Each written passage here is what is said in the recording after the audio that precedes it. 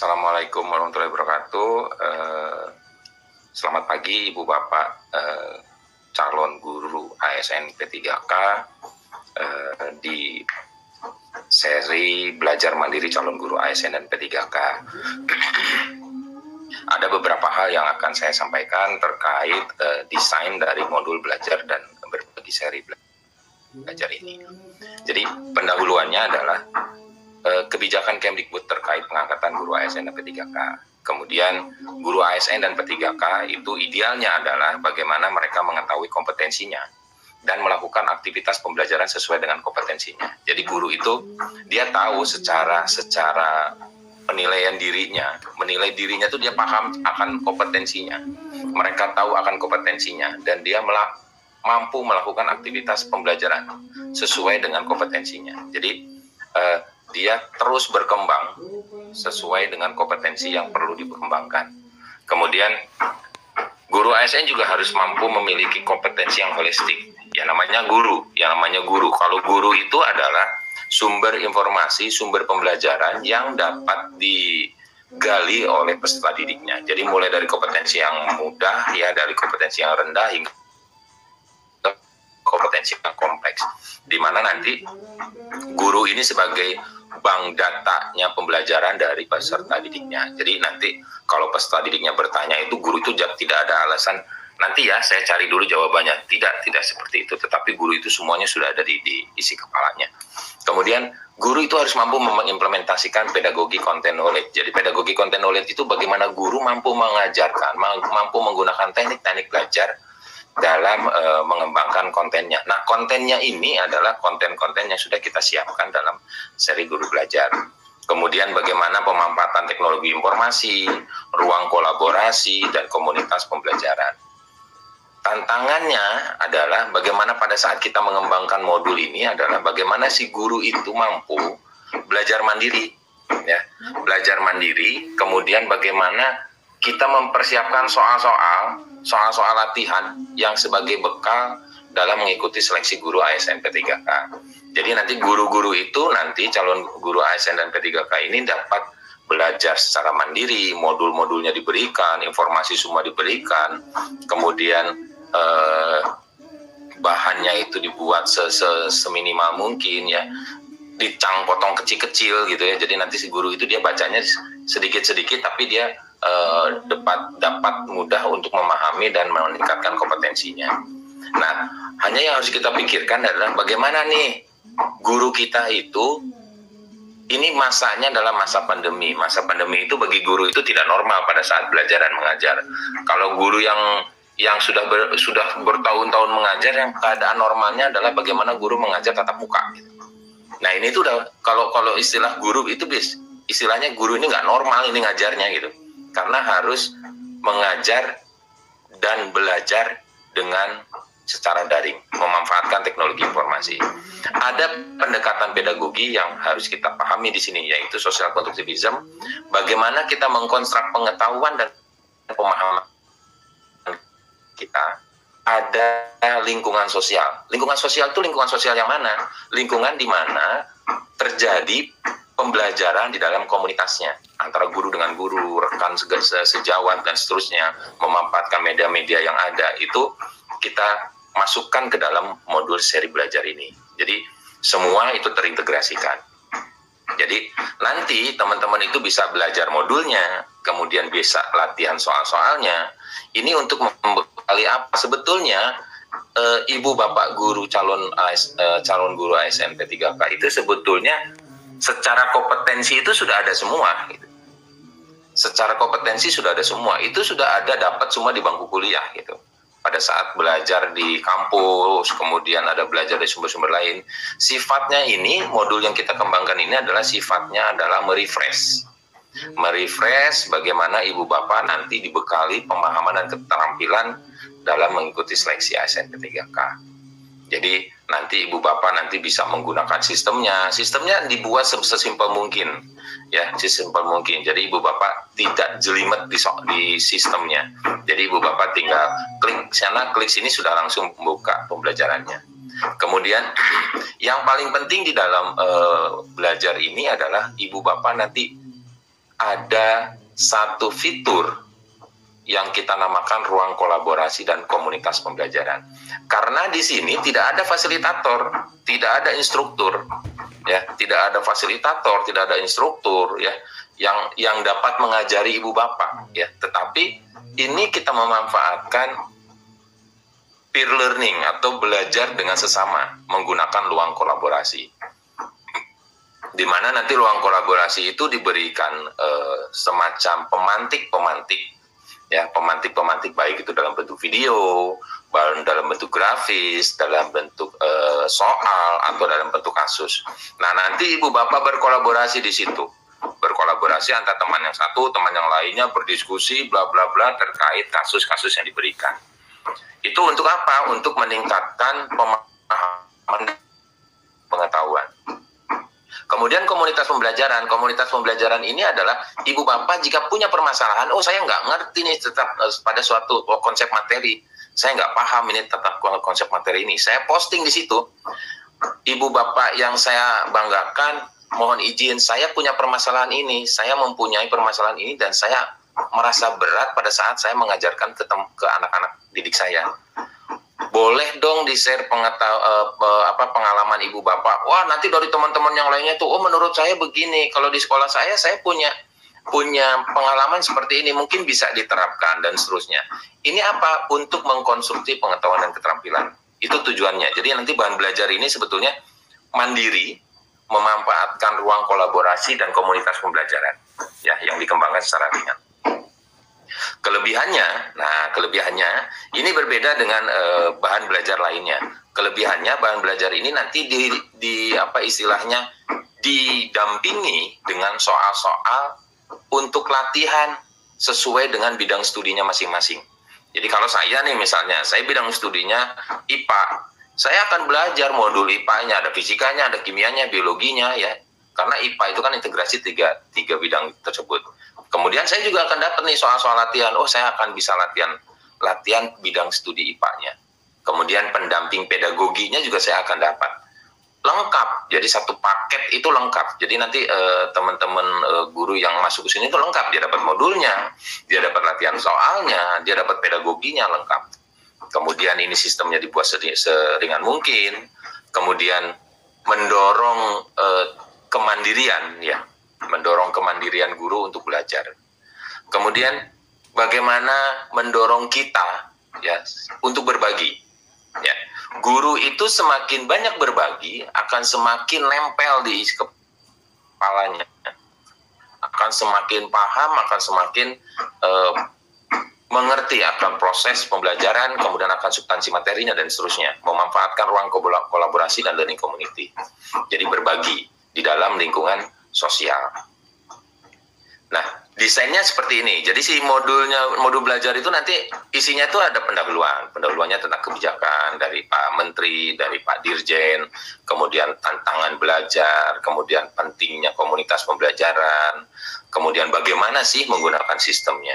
Jadi pengantar modulnya, teknis penggunaan modulnya itu nanti akan diberikan semua. Jadi teman-teman tinggal klik baca. Sebetulnya bagi ibu bapak yang tingkat kemandiriannya besar, ini sangat membantu sekali.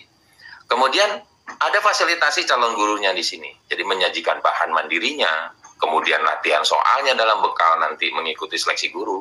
Nah, modul ini dan soal ini bukan bahan utama, tetapi ini adalah bahan yang disiapkan untuk ibu bapak untuk merefresh kembali kompetensi yang sudah didapat sebetulnya. Sudah punya, tapi kita refresh kembali, ya, dengan menggunakan sistem yang sederhana, simple, gitu ya, untuk dipelajari. Kemudian pendekatan pedagogi yang digunakan secara daring, ya. Nah, pada saat proses pembelajaran ini selesai, nanti ibu bapak itu akan dijadwalkan untuk tryout. Coba sampai sejauh mana ibu bapak dalam proses pemahaman dan pengetahuan ibu bapak itu udah nyampe mana? Tryout, ya. Tryoutnya nanti kalau ibu bapak tryoutnya, aduh nilai saya ternyata masih rendah nih, gimana ya? Ikut tryout berikutnya. Itu untuk terus meningkatkan kompetensi kita terkait substansi materinya. Nah, Di dalam substansi materinya ini yang dikembangkan adalah ada beberapa sifat dari modulnya. Jadi modul itu dibuat dengan substansi materi yang urgent, ya. Kemudian dia esensial materinya. Jadi tidak materi yang S1 itu digebrokin semua, itu enggak semua begitu. Sifatnya rangkuman. Kemudian nanti di belajarnya itu ada audio, ya, ada paparan segala macam. Itu untuk lebih bagaimana ibu bapak bisa meningkatkan pemahaman dan pengetahuannya. Diperkuat dengan ruang kolaborasi dengan komunitas pembelajarannya. Jadi nanti di situ ibu bapak belajar. Walaupun ini bukan, ingat ya, ini bukan bahan belajar utama dan ini bukan soal ujian seleksi. Tapi ini adalah untuk merefresh ibu bapak dalam pemahaman dan pengetahuan substansi materinya.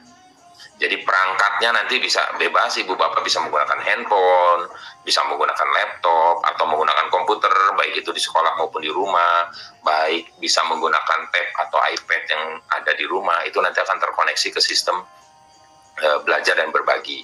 Jadi ini fleksibel nih, ibu bapak kalau lagi jalan ke pasar, ya, bapak-bapak nganter ibunya ke pasar, atau ibunya nganter bapaknya ngambil sesuatu di kantor sambil di mobil tunggu, atau di ruang tunggu buka HP-nya baca, itu downloadable. Jadi modulnya yang kecil-kecil itu nanti bisa di-download, dibuka, dibaca, ya, dibuka, dibaca, kemudian bisa juga di-print. Ya, kalau misalnya kesulitan baca di handphone, di print, dibuka-buka, ya, sambil mau tidur atau habis ibadah sholat subuh misalnya, buka dulu, baca dulu, baru pergi ke sekolah, ke kantor, ngajar dan seterusnya. Setelah istirahat baca lagi. Nah, itu dibuat sefleksibel mungkin. Kemudian substansinya di dalamnya itu ada deskripsi bahan belajar mandirinya, di dalamnya itu ada peta kompetensinya, apa saja sih kompetensi yang dicari di dalam modul itu, gitu ya. Jadi indikator pencapaiannya, saya baca modul ini itu indikatornya apa ya, biar saya bisa dapat sini. A, B, C, D itu sudah jelas di dalam modulnya, itu rangkaiannya sudah jelas. Gradasinya sudah jelas, dari yang paling rendah sampai yang paling sulit itu sudah jelas. Ruang lingkup belajarnya, petunjuk belajarnya sudah diinformasikan. Pembelajarannya sendiri sudah diinformasikan. Berdasarkan IPK yang tertentu itu pembelajarannya seperti apa, uraiannya, latihan soalnya itu diberikan semua informasinya. Jadi nanti bisa dipelajari secara offline, download, print, ya, offline. Kalau tidak ada internet, print saja di rumah, download, baca, ya, baca di rumah, atau bisa lakukan secara online. Hanya bedanya pada saat online, ibu bapak bisa menggunakan ruang kolaborasi dan learning community. Itu satu hal yang jadi kekuatan di kita. Bidang studi yang sementara ini sudah selesai, yang sudah dirilis itu ada 26 bidang studi. Jadi dari mulai PGSD sampai ke informatika. Nah, antropologi, bahasa Korea, bahasa Belanda, dan kejuruan ini sedang proses pengembangan. Jadi nanti sebentar lagi kita akan punya komplit semua untuk semua jenjang bidang studi. Kemudian ini modul belajar mandirinya, ya, nanti ibu bapak akan terbiasa melihat modul belajar mandiri calon guru ASN P3K-nya. Nah, interaksinya nanti ibu bapak akan masuk ke portal guru belajar dan berbagi, kemudian akan masuk ke seri belajar mandiri calon guru ASN P3K, kemudian di situ nanti dihadapkan sebuah learning management system. Ibu bapak akan belajar di situ, ada pendahuluan, orientasi penggunaan modul. Nanti di dalamnya fasilitas belajar mandirinya itu ada bidang studinya apa. Kalau saya bidang studi IPA, ya saya akan belajar IPA di dalamnya. Ada modul-modul IPA, kemudian akan didampingi dengan pedagogi. Jadi ibu bapak itu pembelajarannya itu akan selalu berdampingan, profesional dan pedagogi didampingi. Nanti di akhir setelah ibu bapak proses belajarnya selesai, ibu bapak akan try out atau mencoba latihan-latihan soal. Nah, try out ini akan dijadwalkan. Ya, ibu bapak itu akan dijadwalkan. Oh, Yogi Ariana akan dijadwalkan hari Senin jam 8 sampai jam 10. Saya akan try out di situ. Ya, try out di situ, kemudian melihat hasilnya, oh saya ternyata hasil saya sudah cukup bagus, ada ya minimal ada 70.